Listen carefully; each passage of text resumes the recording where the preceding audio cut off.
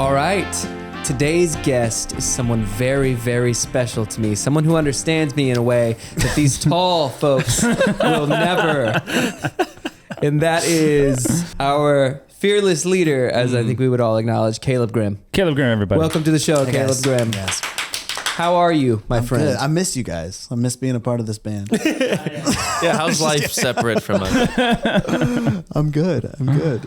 What's been going on? What's new within the past couple of new? weeks? Don't you love that question, by the way, when people ask you what's new? Yeah, because I'm like, It's the well, worst. when did we talk last, and what qualifies as new? Trying to keep children alive. That's my main priority every day. Man, I wish I had kids to be able to answer that. I know, such It's a good solid answer. It's a fun season because we now have Emmett is playing drums, Beckett is playing piano, and Collins is in dance. So they're all kind of like wandering out into the arts and finding their way, and it's pretty cool. Wow. I think it was so funny. We were getting done at the studio and I was hearing drums downstairs. I'm like, oh, they're playing drums. And it was them on the piano with drum sounds. I'm like, yeah. So everyone's learning drums. Yeah. Yeah. I didn't know Beckett was doing piano. Is he taking lessons? He or- is, yeah. Wow, Just man. learning like scales and stuff. I thought you didn't want your kids to get into music. I thought you Well, were trying I'm trying to steer like them away. pound into them that they make for great hobbies, Got it. not professions. There you go. It's telling that musicians who are in it like us are like, our kids are never going to be in this industry. Well, it's when you're a parent, you just want them to be great at things and try hard and find what they love. That's all this is. yeah. I mean, it's the same. The boys play baseball, and I don't expect them to play in the major leagues or even professionally or probably even get a scholarship playing baseball. I just want them to have fun and learn to be a part of a team and work hard and all the things Yeah. that go with it. And a lot of studies have shown that like even learning piano is great for like mental development too, right? Just the Sure. ambidextry of it all. And is that a word? You made that one up, but I like it. I might use it sometime. Well, dexterity too. There it is. Wow, the words. Ambidexterity. Ambidexterity. Thank you. That's what I was looking for. Flexibility. You made a great point, though, because I feel like, especially living in Nashville, music being a hobby, it doesn't really exist here. It's like you forget that that's a great hobby. It's a Yeah. really good, fun It's true. way to spend your time. You don't have to. It doesn't have to be a career. Yeah, it's funny that you mentioned that. So a friend of mine recently, I met through my kid's baseball team. He was like, "Dude, I love guitar. I play guitar." I was like, "Oh, you really?" He's like, "Well, I work for a different company, but it's a big hobby of mine." I was like, "Oh," I was like, That's refreshing. And he sent me a picture of his wall, and he had a wall of like 7 guitars. He just loves guitar, and it's not a job. crazy. He's not trying to make it. He's not trying to get session work. Like he's good with his career, but he plays guitar for fun. The thought That's awesome. as an artist, but to think he's like got a bunch of guitars, not for recording, not for specific, like he just like, I like the way that one sounds and I like the way that one sounds. This one is shiny. So, what about Caleb and Kelsey stuff? What's new over there? So we are in the beginning stages of writing for an original worship project through our church. We're getting together with some people through our church here in Nashville, and we're writing songs for the church, but hopefully that we can obviously use our platform to sort of give voice to. Because I just feel like when you're writing original worship music, the best songs come from a church. So when you're like writing with like-minded people and you're sitting under a message every week and you're thinking about the same things and kind of hearing from God about the same kinds of things, it just feels more genuine and authentic than heading down to Warner or Provident at 10 a.m. and just kind of like putting out a song. There's nothing wrong with that, but I feel like this is the right path for that. I'm excited about that. It's awesome. It's see like what the happens. ultimate song starter every Sunday, just to be like, oh, this was the message today. Let's write a song about it. And it's a cool place to kind of get a gauge for if songs work. Like if you write a song and you lead it at a church, the songs kind of bake a little longer rather than just like, I think I like it. Let's put it out and see what happens. Like you can kind of like Sure. figure out before you put it out if it's going to like connect with people. And it helps that there's a lot of songwriting talent at that church too. That doesn't hurt. That's true. They get off stage, they're like, 3 people cried. That's not enough. More tears. I only saw 7 hands. We're not cutting that one. Wait, so is that gonna come out as a Caleb and Kelsey release, or like Caleb and Kelsey and Journey? I don't know. Like I or- said, it's early stages. So right now we're just like, let's write some songs and see what happens. That's kind of where we're at. That's exciting. That's far down the road. Maybe I shouldn't even be talking about that yet. But You heard it here first, folks. Breaking news on the Anthem Lights my podcast. wife and I have a new podcast as well called Couple Thoughts with Caleb and Kelsey. Great name. Can't wait to be a guest on that one. Little do people know, Caleb could have had a very successful career in marketing and branding with just like top line lines for businesses, company names. Yeah. Just clever things like that. So, I don't know if you guys are aware of like the pun disease. Have you heard of this? There's like people have a condition. It's a medical condition that Caleb. Are you sadly saying is he has a plagued with. problem? He's been struggling with his whole sick. life. Some people are forced to make puns. Yeah, due Caleb to can't help their himself. That's wiring. for sure. Caleb is one of those people, and maybe the best. It's a gift for all of us. It's a curse for him And my wife. and his wife. do you still have the board where you set out the puns? No. Like you write the puns down on that little board? But I did a lot of that during COVID because there was nothing else to do. It was Right. just like, don't be a COVID-idiot. Things like that. See? See, there it is. I can't believe that's the first time I've heard COVID-idiot. COVID. That's Like, like come over more. Got to. Caleb, is there anything looking back on your life and career that you can point to as like, because this little thing happened, it changed the trajectory of your whole life and career? That's a good question. I'm so glad you asked this question. When I was at John Brown University, I was doing a summer internship at a church that my brother was a worship pastor at. He went to Liberty University. Someone he knew passed away there. He went to a funeral. While he was there, he got to see Liberty University's campus. He had attended there years before. He came back. He was like, you've got to transfer to Liberty. Like, whatever it takes. We're going to find a way to get you there. It's amazing. I was like, oh, geez, I can't afford that. Like, I'm not good enough to make the teams, whatever. Like, I was not going to get a scholarship. He calls the director of ministry teams at Liberty. It's like, hey, my little brother's a singer. He'd be great for one of your ministry teams. Would you consider auditioning him? He's like, well, the teams are all full for this year. I'd love to have him come out here, but like, we don't have any more scholarships. I was like, dang. A week later, he calls my brother back and said, hey, we just had a vacancy come up. We had to dismiss one of the students from the team because they were caught drinking on campus, which is against campus law. So he lost his scholarship. Regardless of how you feel about that policy, that it was a school policy at the time. Long story short, I end up becoming the member of that ministry team. I take his spot on the ministry team, get a full ride to Liberty. And I often think, like, had that kid just chosen not to pick up the beer that night, he still would have been on the team. I never would have gone to Liberty. I would have never been on your radar when you put together Anthem Lights. Probably wouldn't have moved to Nashville to meet my wife. Like, Wow. who knows? Yeah, God still could have that's put us all nuts. together and still could have put me and my wife together. I just often think, like, that one decision changed literally everything. Do you ever You think- could have been a solo star. You could have been a solo music star. You ever think about checking up on that guy? I'm about to say, you ever think about calling that guy and being Hey, like, man, you bro, doing all right, dude? What a story. that's a That's crazy. pretty that's crazy, nuts. man. Pretty wild. All because he was having a sip of the devil's juice. I often think about this too. Like, when I'm hanging out with various groups of people, I think, like, I will never be with this group of people again. You ever have those experiences when you're just like, you go to some sort of like birthday party or social gathering and you have a conversation and maybe I'm just weird, but like I have these thoughts where I'm like, Do you do anything weird when you have that? You're like, they're never going to see they're me like, again. Caleb, where'd you go? I'm like, oh, sorry. Let's just thinking about how I'll never have to do this again.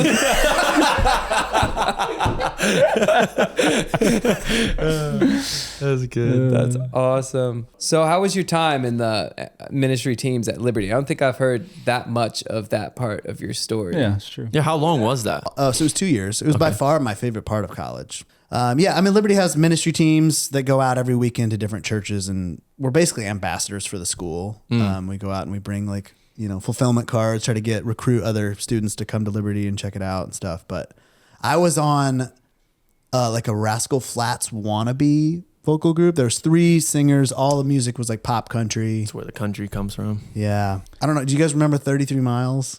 Yeah. The Christian group? That sounds a very lot familiar. of our repertoire was their music. Yeah. You met that guy at like a Anthem Lights thing at some point, right? Well, actually, when I moved to town, I started writing for the Anthem Lights music, and they cut one of my songs. And that was like one of the big moments in my early music. Like, it's such a small victory at this point, but for me as, a 22-year-old, that was such a huge win. Like, I'm like, I can make it in this town. 33 Miles wants to record my song. Nice. Cool. Fun story connected to this. So I went to Liberty before Caleb did. And I auditioned for this group and I got like final callbacks or whatever, but I didn't make it. Either one. I didn't make the groups.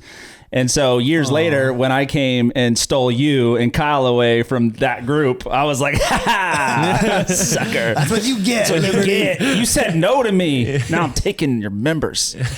That's funny. Was there a part of you that wanted to turn him down just because that's what happened to you? Like he was great, crushed the audition, but you were like, nah, No. we're gonna go a different You direction. had- Go with the outside hire. You had no plan on recruiting anyone. You're just like, I just wanted to tell you guys no. I just wanted to torture some people. That's crazy, man. amazing. So you guys toured around with that group. Yeah, I mean, toured. We did one run where we left for like 9 days, but the Nice. rest it was just like every weekend we'd go Nice. around. Virginia. So you moved to Nashville, you said, and you were writing songs. What were some of those experiences? Like any childhood fulfillment moments where you're like, oh, I'm writing with the producer that did this. Like what were many. those, like some highlights of those types of moments for you? My first memory of feeling starstruck when I moved to Nashville is we were at I think the Dove Awards downtown at the convention center the first year with like Keith and Alan and stuff, and I saw Bart from Mercy Me and his whole band walk by, and I was like, that's the I can only imagine guy. That's crazy. I'm here. It's wild. And like I thought it was so cool because we did our first like showcase. Our first showcase was at Exodent on Music Row. I was like, this is crazy. We're like down here on Music Row, like doing Making the it thing. happen. Remember Alan during that time? He was like, guys, be cool, be cool. He's always like, act like you've been. Act like you've been here. And as soon as he said that, I got in an elevator and Point of Grace was there. And I'm like, it's Point of Grace. He's like, dude. I was like, don't point at Point of Grace. Yeah, probably my favorite childhood fulfillment memory was when we did the tour with Stephen Curtis Chapman, and it was the kind of tour where we all had our solos. It was called The Story, and each of us took a song based on a Bible character, basically. And Stephen followed me like in the lineup, and so I came off stage one night and I had done my song, and he was like, "Dude, that was awesome! You crushed that!" Like passing me on the stage, and I was like, "That was like." Pretty awesome. That's great. That's really cool. That's so cool. So before I ever joined Anthem Lights, I think did a lot cooler show stuff before I joined. When I joined, we Same. were kind of like going to a completely different route in Totally. path. So I got to hear all of these stories about you guys doing stadiums and stuff like that. Like any of those stadium tour We never moments. played a stadium. Let's just be clear. Arena. Arena? Yeah. Oh, what's the difference? About 80,000 people. There's a big difference. So you're out doing these arena tours. You're out doing these Coliseum tours. And what was like the first tour where you were doing those and it like just kind of like hit for you? You're like, wow, I'm really out doing it. You're not making a lot of money, obviously, but Right. you're just doing it. Like, what were those feelings and emotions and thoughts behind that stuff? Yeah, well, the first tour we did was the Rock and Worship Roadshow in 2011. We toured with Mercy Me and a bunch Jars of Clay, and but it was kind of a whiplash because like Thursday through Sunday we were on stage playing for 15,000 people, and then I'd get home on Monday morning and go to work at Walmart. And we weren't making any money on the road. We were just it was all for publicity. We were literally losing like $1,300 a night. Bro, we made $35 a night personally. Okay. Not on that tour. That was later. That was like a shoot. year later. At the How did we beginning, we made survive? nothing, and our label was like fronting money just to get us on the bunks and stuff. Yeah, it was kind of a weird whiplash. Like, people love me. I'm amazing. And then you get home, it's like, I'm nothing. So true. That's great. What was the largest crowd that you guys had performed in front of? I think it was where the Suns play in Phoenix. It was like 17,000, something like that. Yeah. I don't know why that number stuck out. It's like, whoa, that's a lot of people. So here's a question for you. You join a vocal group in college, and then you leave that vocal group and join another vocal group, and then you start a duo with your wife. So you're doing a lot of group singing. Have you ever, or do you still have any aspirations or plans of being a solo voice or artist at any point? I know you've done some covers. Yeah, I think I thought I did at one point, but it's not something that I'm very passionate about. I did do that short stint where I did some solo covers, and that was really fun. Like, I really enjoyed it, and it's kind of rewarding to just sort of like do something that's solely mine. Mm-hmm. But I'm not passionate about it. Like, I'd way rather be a part of a team. It's cool. And just with Caleb and Kelsey, it's like so it's a different kind of rewarding when it's something with your wife. Like it's just it's special in that way. So yeah, I don't think so. Cool. Doesn't mean I won't maybe do it for fun, but it's not something I'm going to ever seriously pursue as a career. Had you not joined a group like Anthem Lights, Liberty Plays Out, were you considering like the move to Nashville to write music anyway? Were you considering anything to do with music? What would you have done if Anthem Lights thing didn't happen? I'd probably be a worship leader. Worship leader? Probably. Rocking a church? When I was in high school, like I always dreamed of being either in a vocal. Well, when I was in middle school, I was like, I'm gonna be I'm gonna be in a vocal group. I'm gonna be in Avalon or For Him or one of those type things. Then when I got into high school, vocal groups stopped kind of being a thing, and that's when I really got into like Gavin DeGraw and One Republic and Maroon 5. So I was like, okay, I'm just gonna be a front man of a band. Like I'm gonna be like a pop singer of a band. And then the Liberty thing happened, and it was like a male trio, and then the Anthem Lights thing happened, and it was a male quartet, and I was like, okay, well, we're back to the group thing. Groups are cool again. Yeah. Bringing groups back. So you mentioned Gavin DeGraw. I know that you and I both share a deep and profound love for the gift that is Gavin DeGraw. So I'm just curious, what's your favorite Gavin DeGraw song? Oh, well, I think the most influential song that he ever put on me personally was I Don't Want to Be. Because it was just such a mold breaking anthem. It's just like, I don't want to be anything that I'm not already, like that's just such a profound message for someone like in high school that needs to, like, you're trying to fit in, you're trying to, and he's like, nah, I don't want to be anything other than what I've been trying to be lately. I'm like, yeah, That's awesome. That's awesome. Shouts out to Gavin DeGraw. We love you, bro. Hop on the podcast, man. I feel like he's not that far removed. Like he lives in Nashville. We seem to run into him a lot for a minute. Yeah, I've met him a couple times. Yeah. So we're basically bros. Yeah. You're a father, 3 children. Who's the favorite? It's a lot of children. This is the good stuff. Yeah. So it depends on the day. Depends on the day. But most days, Collins, which is my daughter. No, I mean, I don't actually have favorites. But, Sure. But You're not into the Deion Sanders like ranking the children, and that changes week to week? No, is that a thing? Yeah, he like tells them who's his favorite that week, and Well, Deion says a lot of things. It's hard to keep up. Wow. Yeah. Sounds about right. just messing. But yeah, Yeah, I mean, after having 2 boys, for listeners, I have 2 sons, 6 and 5, and then we got our girl, who's 3. And it's just super different. Like the way that she carries herself, like with the boys, when they're spinning out and they're dysregulated, like you can usually find a cause. Sometimes with Collins, I'll ask her like, baby, what's wrong? What's going on? And she'll be like, I don't know. Like she'll just feel sad and Just like feels all the and emotions. she just doesn't, and then my heart just like breaks. 'Cause, like, sure. how can you not have so much empathy for a little 3-year-old who doesn't know why she's sad? Yeah, it's just a completely different thing. This morning she was pouting. She was dressed up in her Princess Peach dress, sitting on the couch with her arms crossed, just like looking really distraught. And I went over there and I was like, baby, what's wrong? And she was like, I was being pretty mean to Beckett. Oh. And I was like, oh, well, it's okay. You can just go say you're sorry. And she goes, I don't feel like a princess anymore. Colin. When I get back from getting the Kleenex, we're going to talk about this. So it's just, it's special. Wow. So she's not my favorite, but it is really fun after having 2 boys to get to Yeah, have I a girl. bet. Wow, man.